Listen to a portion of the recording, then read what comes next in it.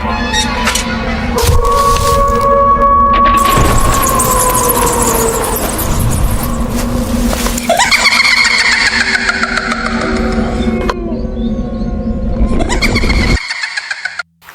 علیکم۔ نانا جی کی کہانیوں میں اپنے سبھی سننے والوں کو خوش آمدید کہتی ہوں۔ امید کرتی ہوں آپ سب لوگ خیریت سے ہوں گے، جہاں ہوں گے خوش ہوں گے اور نانا جی کی کہانیوں کو بے حد پسند کرتے ہوں گے۔ آج آپ لوگوں کے لیے نانا جی کی ایک اور بہت ہی زیادہ ڈراؤنی کہانی لائی ہوں، جسے آپ لوگ بہت پسند کریں گے۔ سلسلہ شروع کرتے ہیں نانا جی کی خوفناک کہانیوں کا۔ ذوالفقار کہتے ہیں کہ ایک دفعہ نانا جی جب ہم لوگوں کے پاس رہنے کے لیے آئے تو ہم لوگ سب نانا جی کے ساتھ مل کر قبرستان میں گئے۔ وہاں پر ہم لوگوں کا جو گاؤں کا قبرستان تھا، نانا جی جب بھی آتے تھے وہاں پر اپنے بزرگوں کی قبروں پر جا کر فاتح خوانی ضرور کرتے تھے۔ ہم لوگ بھی نانا جی کے ساتھ قبرستان میں گئے۔ دوپہر کا ٹائم تھا، تقریباً عصر کا۔ اس وقت ہم لوگ نانا جی کے ساتھ قبرستان گئے۔ نانا جی نے وہاں پر فاتح خوانی کی۔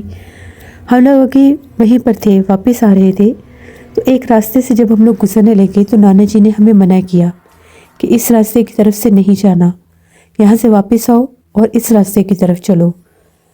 اس وقت تو ہم لوگوں نے نانا جی سے کچھ بھی نہیں پوچھا، کیونکہ نانا جی نے ہمیں بہت زیادہ غصے سے اس طرف جانے سے منع کیا۔ ہم لوگوں کو اپنے آگے کی طرف کر کے نانا جی پیچھے پلٹ کر کھڑے رہے اور کچھ دیر وہاں پر کچھ پڑھتے بھی رہے۔ ہم لوگوں کو نانا جی نے کہا کہ جتنی جلدی ہوتا ہے قبرستان سے باہر چلو۔ ہم لوگ سب قبرستان سے باہر آ گئے۔ ہم لوگوں کے آنے کے بعد بھی نانا جی 5 منٹ کے بعد باہر آئے۔ وہ ابھی بھی پلٹ کر پیچھے دیکھ رہے تھے۔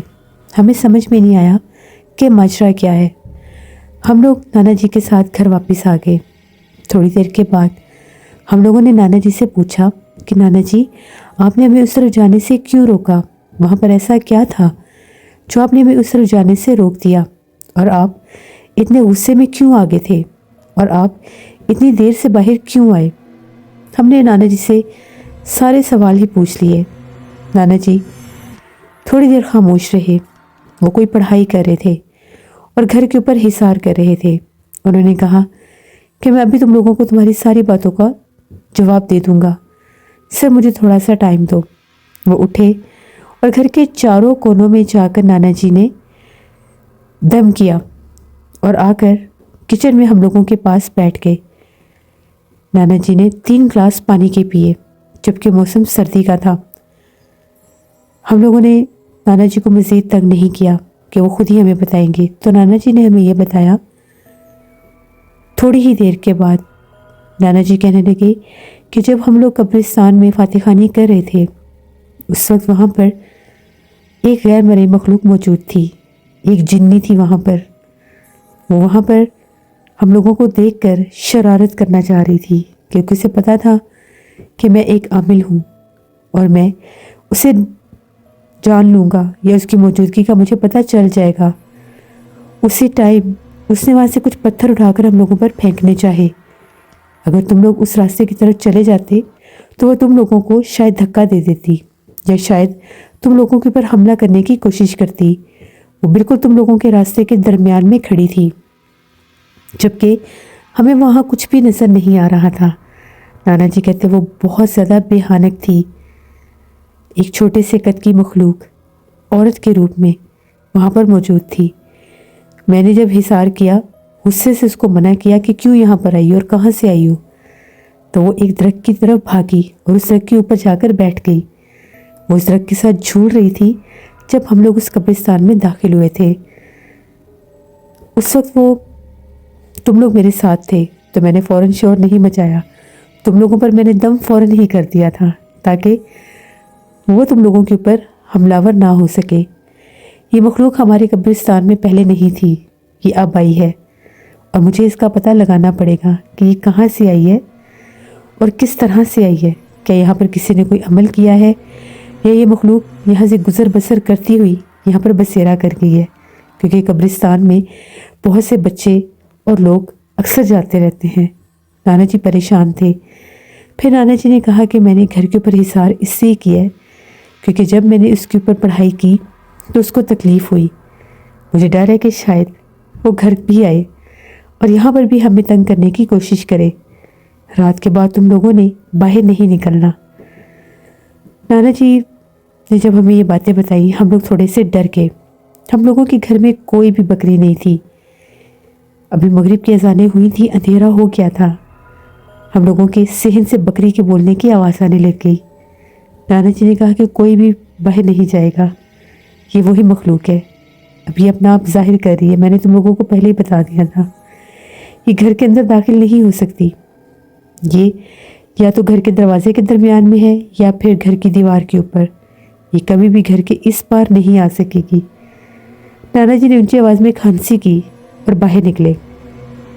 وہاں سے جو ہم لوگ لکڑیاں چلاتے تھے وہاں سے ایک دہکتی ہوئی لکڑی بھی اٹھا لی، اور جیسے ہی باہر نکلے تو وہ مخلوق جو ہے کالی بکری کے روپ میں ہم لوگوں کی صحن کی دیوار کے اوپر تھی، بالکل چھوٹے سی بکری بن کے، وہ بکری کا جیسے بچہ ہوتا ہے ویسے وہ دیوار کے اوپر تھی۔ جب نانا جی باہر نکلے نانا جی نے پڑھائی کی اور کہا کہ تم یوں باز نہیں آؤ گی، تمہیں ٹھیک کرنا ہی پڑے گا۔ نانا جی نے وہ دہکتی ہوئی لکڑی اس کی طرف اچھال دی تو وہ وہاں سے غائب ہو گئی۔ نانا جی کو پتہ لگ گیا کہ یہ مخلوق شریر ہے، تنگ کرنے والی ہے، تو یہ اگر یہاں تک آئی ہے تو اس کا مطلب ہے یہ قبرستان میں جانے والے لوگوں کو بھی پریشان کرے گی، اس کا کوئی نہ کوئی حل نکالنا ہوگا۔ اس رات بھر تقریباً ہم لوگوں کے گھر سے بکری کے بولنے کی، کبھی بلی کے بولنے کی آوازیں آتی رہیں، لیکن گھر کے اندر نہیں، گھر کے باہر، جیسے ہم لوگوں کے گھر کا دروازہ ہے وہاں پر۔ صبح نانا جی جب جاگے، نانا جی باہر نکلے، اس وقت تک وہ مخلوقات وہاں سے جا چکی تھیں کیونکہ فجر کی اذان شروع ہو گئی تھی۔ نانا جی 5 وقت کی نماز پڑھتے تھے۔ نانا جی نے فجر کی نماز پڑھی۔ جب روشنی نکلی تو نانا جی گاؤں کی طرف روانہ ہو گئے، انہیں آج گورکن سے ملنا تھا۔ نانا جی گورکن کے پاس گئے۔ گورکن کا گھر قبرستان سے تھوڑا ہی دور تھا، بہت زیادہ دور نہیں تھا، یعنی قبرستان والی سائڈ پر ہی گورکن کا گھر تھا۔ نانا جی گورکن کے پاس گئے اور اس سے پوچھنے لگے کہ تم قبرستان میں موجود ہوتے ہو، کیا تمہیں قبرستان میں کسی قسم کی کسی مخلوق کی موجودگی کا احساس ہوا ہے؟ گورکن نے نانا جی کو بتایا کہ آج سے پہلے ایسا کچھ بھی نہیں تھا، تقریباً 11 دن سے قبرستان میں یہ کام ہو رہا ہے، اور میں ڈر کے مارے کسی کے آگے نام نہیں لیتا کیونکہ مجھے ڈر ہے کہیں وہ مخلوق میرے بچوں کو نقصان نہ دے دے۔ نانا جی نے پوچھا مجھے ساری بات بتاؤ کہ تمہیں کیسے محسوس ہوا؟ اس نے یہ کہا کہ آج سے 11 دن پہلے مغرب کا ٹائم تھا، مجھے قبرستان میں آگ جلنے کی، جیسے آگ جلتی ہے اس طرح سے روشنی دکھائی دی، تو میں جلدی سے قبرستان کے اندر جب داخل ہوا تو کیا دیکھتا ہوں ایک شخص تھا کالے لباس میں۔ وہ آدمی جو تھا ایک درخت کے پاس بیٹھ کر کچھ جلا رہا تھا اور ساتھ کچھ پڑھ رہا تھا، جیسے کچھ پڑھ کے وہ اس آگ میں گرا رہا تھا۔ وہ میرے سے خاصا دور تھا، میں نے اس کو آوازیں دی تو جب اس نے مجھے دیکھا تو وہ جلتی ہوئی آگ چھوڑ کر قبرستان کے پچھلے حصے کی طرف بھاگ گیا۔ میں اس کے پیچھے کافی بھاگا لیکن مجھے وہ نظر نہیں آیا۔ جب میں اس جلتی ہوئی آگ کے پاس گیا تو وہاں پر میں نے عجیب و غریب چیزیں دیکھی۔ 3-4 اینٹیں جوڑی ہوئی تھیں اور ان کے اوپر مختلف نقشے بنے ہوئے تھے، ساتھ کچھ نیمبو کاٹ کے رکھے ہوئے تھے، اور کالے رنگ کا کپڑا تھا جس میں سوئیں اور ایک پتلا بھی تھا۔ وہ پتلا اس نے آدھا آگ میں جلا دیا تھا۔ میں بہت زیادہ ڈر گیا کہ کسی نے جادو کا عمل کیا ہے۔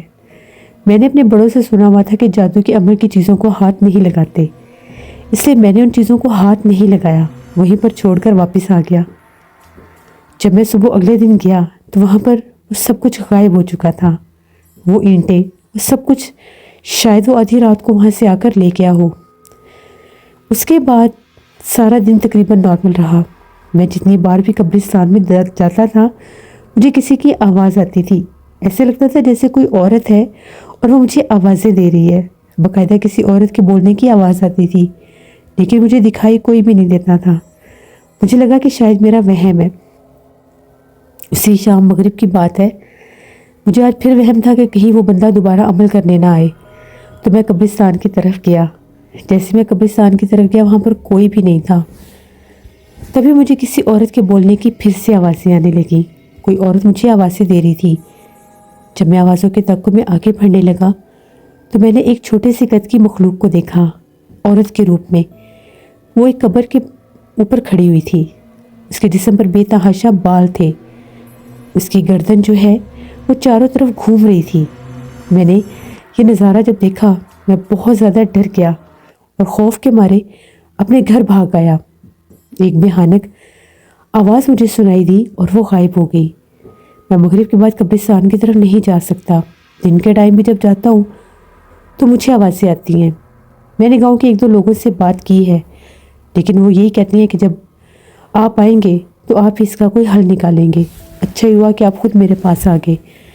आप चले, मैं आपको वो दरख्त भी दिखा सकता हूँ। नाना जी ने कहा कि ठीक है, तो मुझे वहाँ पर लेकर चलो। नाना जी वहाँ पर जब पहुँचे तो वो मखलूक वहीं पर मौजूद थी। किसी जादूगर ने उस कब्रिस्तान में अमल करके वहाँ पर किसी मखलूक की हाज़िरी की थी, किसी जिन्नी की हाज़िरी की थी जो वहाँ पर मौजूद थी। नाना जी ने अपने ऊपर भी हिसार बांधा और गोरकन के ऊपर भी। उस दरख्त के करीब गए और नाना जी इस मखलूक से हम कलाम हुए और कहा कि तुम कहाँ से आई हो। पहले तो वो बोल नहीं रही थी, फिर वो नाना जी से बाकायदा हम कलाम हुई, जबकि गोरगन को ऐसे लग रहा था जिस तरह से कोई परिंदा बोल रहा है। वो नाना जी को साफ बता रही थी कि उसके एक जादूगर ने यहाँ पर हाजिर किया है। वो फलां इलाके के किसी पुराने कुएं में रहती थी और उसको उस जादूगर ने यहाँ पर हाजिर किया था अपने किसी जादू के अमल को पूरा करने के लिए, लेकिन वो अमल पूरा नहीं हो सका। इस गोरकन ने वो अमल तोड़ दिया, जिसकी वजह से वो जादूगर तो यहाँ से भाग गया, लेकिन मुझे इस कब्रिस्तान में छोड़ गया। मैंने यहाँ पर कुछ मुर्दों को भी खाया है। मैं यहाँ से नहीं जाऊँगी क्योंकि अब ये मेरी जगह है, मेरा ठिकाना है।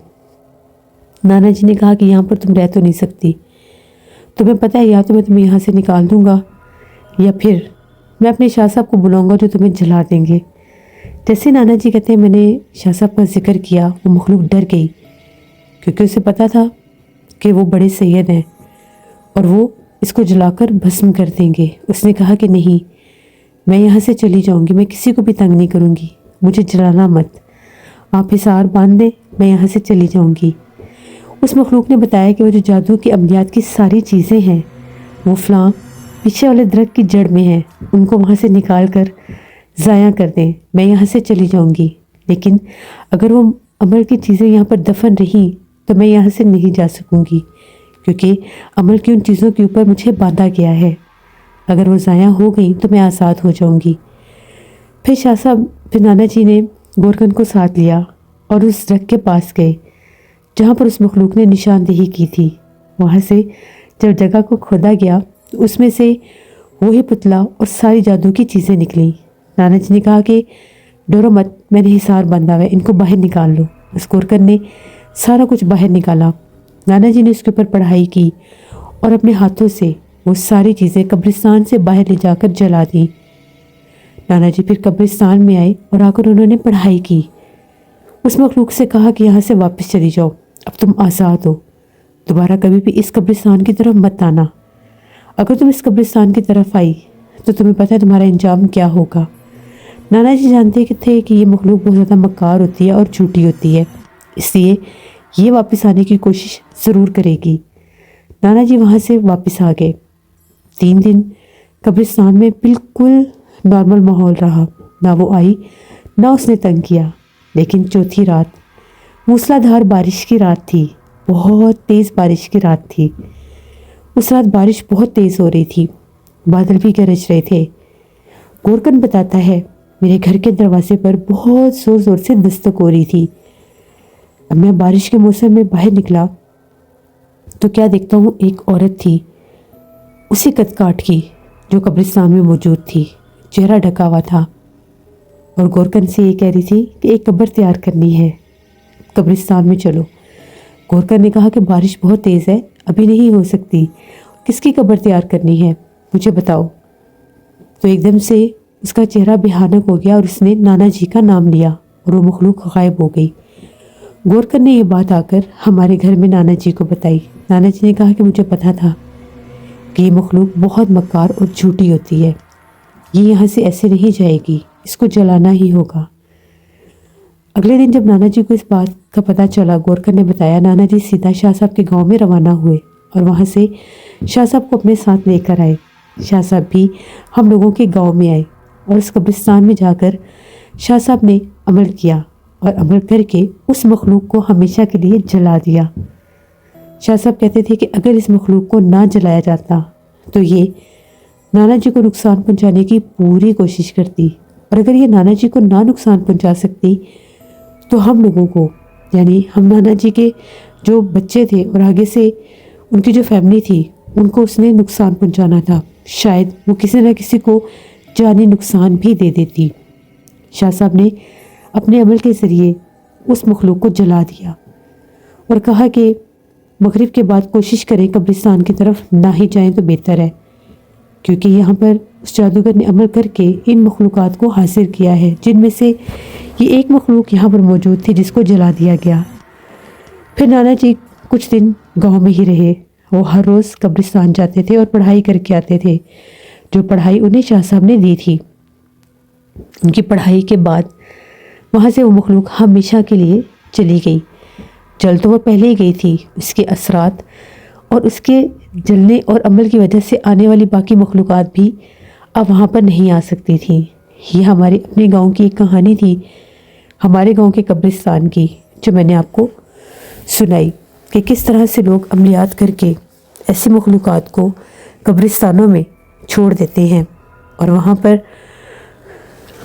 उनके जिनके लवाहिकीन की कब्रें होती हैं उनके लिए भी मसले मसाइल बन जाते हैं। फिर अगर मासूम लोग भूले भटके शाम के बाद कब्रिस्तानों में जाएं तो उन पर जिन्नात हावी हो जाते हैं, वो जिन्नात जो वहाँ पर ऐसे लोगों के ज़रिए ही आते हैं। तो ये मेरी एक कहानी थी। बहुत शुक्रिया ज़ुल्फ़कार आपका। वैसे ये बात बिल्कुल ठीक है, कब्रिस्तानों में, शहर खामोशा में, जहाँ पर लोग इस ज़िंदगी से जाने के बाद आराम की नींद सो रहे होते हैं, वहाँ पर भी उनको चैन से सोने नहीं दिया जाता।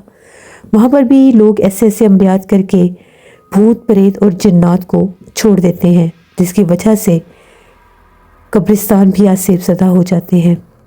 तो अल्लाह पाक ऐसे लोगों को हिदायत दे कि कभी भी कब्रिस्तानों में ऐसे काम ना करें। ये थी नाना जी की एक कहानी। नाना जी की ऐसी ही मज़ीद कहानियाँ सुनने के लिए जो लोग चैनल को विज़िट कर रहे हैं, सब्सक्राइब नहीं किया तो मेरे चैनल को ज़रूर सब्सक्राइब करें। आप लोगों को यहाँ पर ऐसे ही खौफनाक कहानियाँ सुनने को मिलेंगी। इंशाल्लाह कल फिर मुलाकात होगी नाना जी की किसी नई खौफनाक कहानी में। जहाँ रहें खुश रहें। Thank you for listening my stories. Stay tune. अल्लाह हाफिज़।